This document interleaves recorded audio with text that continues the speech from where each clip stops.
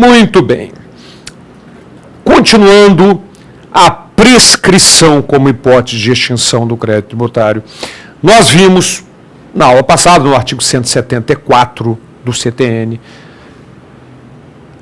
que começa a contagem do prazo prescricional com o lançamento, e vimos as hipóteses que interrompem o prazo prescricional. Vamos dar uma olhadinha só para pegar o fio da meada e olharmos o arcabouço jurisprudencial com relação à prescrição. Vamos lá.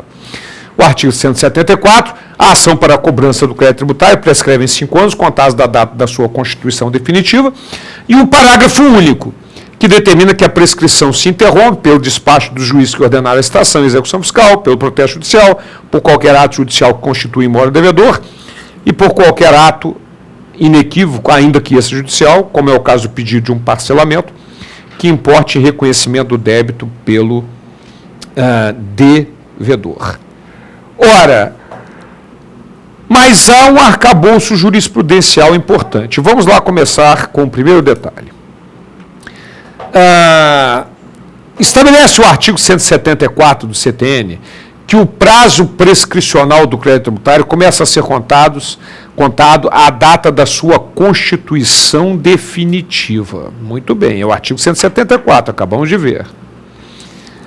No entanto, o STJ determina que, ocorrendo a impugnação do crédito tributário na via administrativa, o prazo prescricional começa a ser contado a partir da apreciação em definitivo do recurso da autoridade administrativa.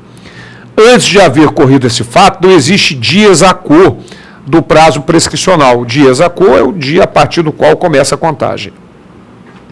Pois na fase entre a notificação do lançamento e a solução do processo administrativo, não ocorre nem a prescrição, nem a decadência. Ora, voltando para mim, então, minha gente, é lógico, o artigo 174 é muito claro na sua redação. A ação para a cobrança do crédito tributário prescreve em 5 anos contados da data da sua constituição definitiva. Então, se o sujeito passivo, a Fazenda Pública fez o lançamento, o sujeito passivo impugnou, está sendo discutido aquele crédito, não há um lançamento definitivo. Então, o prazo prescricional de 5 anos começa da data da constituição definitiva, ou seja, da hipótese em que não há mais recurso administrativo cabível, né, e nem esteja sendo discutido judicialmente. Então, foi definitivamente constituído o crédito. A partir daí, aí sim, começa a contagem de 5 anos para que a Fazenda Pública entre com a ação de execução fiscal. Senão, na medida em que os processos administrativos são realmente muito demorados, ficaria prejudicada a Fazenda Pública, vendo o seu prazo para entrar com a ação de execução fiscal reduzido em função de uma impugnação que o sujeito passivo fizesse. Certo? Então, muito importante essa questão do STJ, que é óbvio, né, faz com que a palavra Constituição definitiva, prevista no caput do artigo 174, diga respeito a aquele lançamento para o qual não há mais possibilidade de discussão. Certo? Mas vamos lá, vamos conhecer outros aspectos jurisprudenciais. De acordo com o STJ, o endereçamento de carta à Procuradoria oferecendo bens em substituição aos anteriormente penhorados implica evidente reconhecimento extrajudicial da dívida, circunstância que opera a interrupção do curso do prazo prescricional, até outro que dispõe o artigo 174, parágrafo único do CTN. Este é um exemplo típico, voltando a imagem para mim, este é um exemplo típico de um ato, ainda que extrajudicial, que importe reconhecimento da dívida. Não é? O sujeito passivo está pedindo para trocar um bem penhorado para discutir aquilo, ou seja, está reconhecendo a possibilidade de que aquilo é verdade. Certo? Interrompe o prazo prescricional de acordo com a redação do próprio parágrafo único do artigo 174 que nós já vimos. Qualquer ato extrajudicial. Muito cuidado, hein? A interrupção do prazo prescricional, de acordo com o inciso 3º do parágrafo único do 174, é por qualquer ato judicial que coloque em mora o devedor, ou seja, uma ação judicial determinando que ele deve, ou qualquer ato, ainda que extrajudicial, só nessa hipótese, ainda que extrajudicial, que importe reconhecimento do débito, como é o caso, de acordo com o STJ, do pedido de troca de bens penhorados, do pedido de parcelamento, como eu dei o exemplo. Ok? Mas vamos adiante. Também de acordo com o STJ, em se tratando de prescrição da pretensão à cobrança do crédito, aplica-se o parágrafo 5º do artigo 219 do Código de Processo Civil, com a redação dada pela Lei 11.280 de 2006. Ora, minha gente, Boba, mas o que determina esse parágrafo 5º do artigo 219? Está ele aqui, olha. Borbinha mostra para vocês. O juiz pronunciará de ofício a prescrição. Ora, voltando para mim, então, minha gente, não havia qualquer questionamento com relação à decadência. A decadência, se o juiz verificasse a ocorrência da decadência, ele teria que se pronunciar de ofício, independente do sujeito passivo o provocar. Mas na prescrição havia o entendimento de que o juiz não poderia se pronunciar de ofício, ele só poderia se pronunciar a respeito da prescrição se fosse provocado pela parte interessada. Mas agora, com a modificação desde 2006, né, com a modificação do parágrafo 5º do artigo 219 do Código de Processo Civil, também, se verificada a prescrição, o juiz tem que se pronunciar de ofício, portanto, tem que extinguir o processo em função da prescrição.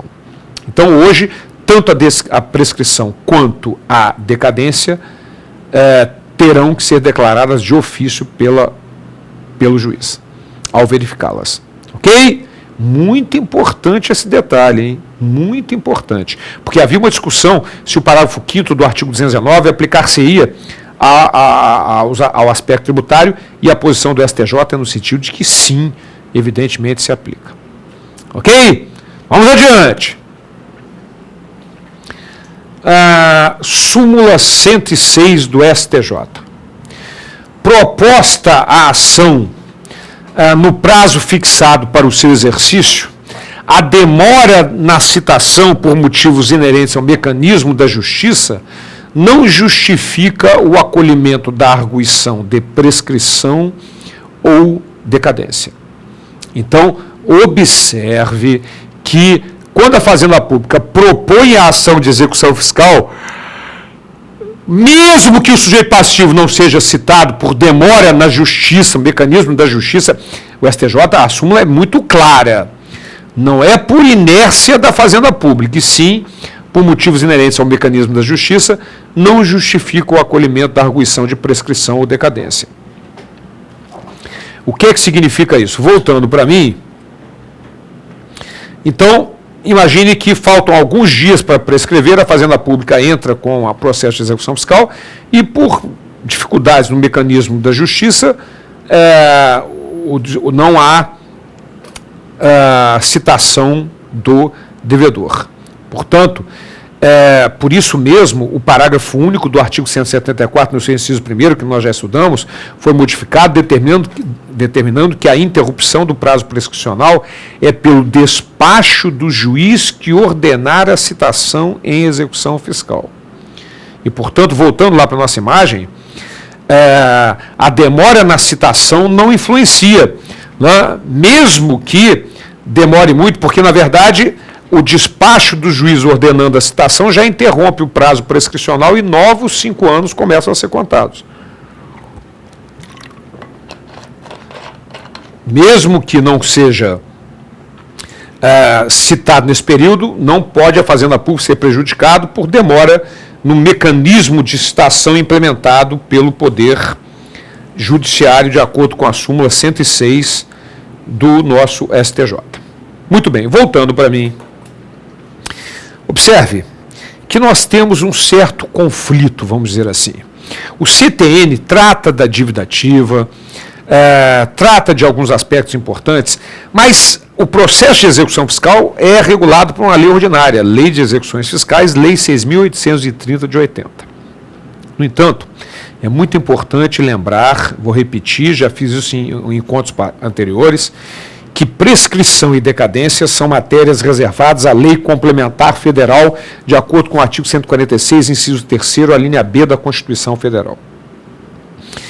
Então, são matérias reservadas à lei complementar. O problema é que a Lei 6.830 de 80, em determinados momentos, entra nessa seara com relação à decadência, com relação principalmente à prescrição, e a gente precisa analisar, ver se esse dispositivo vai ao encontro ou de encontro ao CTN, porque ele não pode, por ser uma lei ordinária, a Lei 6.830, modificar aspectos do CTN. Diante dessa observação, vamos analisar um dispositivo da Lei 6.830 e depois o conflito que pode ou não haver com o CTN. Vamos lá. O artigo 2º, parágrafo 3º da Lei 6.830 determina que a inscrição que se constitui no ato de controle administrativo da legalidade será feita pelo órgão competente para apurar a liquidez e certeza do crédito e suspenderá a prescrição. Para todos os efeitos do direito, por 180 dias ou até a distribuição da execução fiscal, se essa ocorrer antes de findo aquele prazo. Ora, voltando para mim, então, minha gente, a Lei 6.830 determina que a inscrição individativa suspende o prazo prescricional por 180 dias ou até a distribuição. Ora, como que uma lei ordinária pode tratar de suspensão de prescrição se prescrição é matéria reservada à Lei Complementar Federal pelo artigo 146, inciso 3º, a linha B da Constituição? Certo?